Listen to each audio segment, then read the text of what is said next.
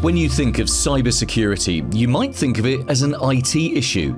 In reality, it's a business-wide priority. From your CEO to your newest hire, everyone needs to be trained in cybersecurity. Why? Because cyber threats are targeted at everyone all the time. Criminals send out phishing emails which pretend to be from a person or company you trust.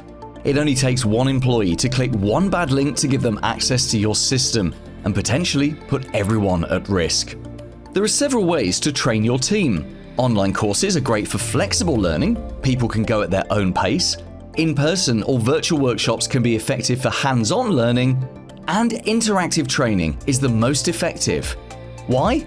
Because it engages people with real-world scenarios, making the lessons stick. Interactive training often includes quizzes, role-playing, and even simulated cyber attacks.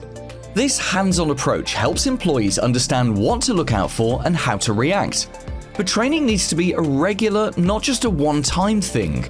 You wouldn't train for a marathon once and expect to be fit forever, right? Cybersecurity is the same. Our team are cybersecurity experts and can advise on the best way to protect your people. Get in touch.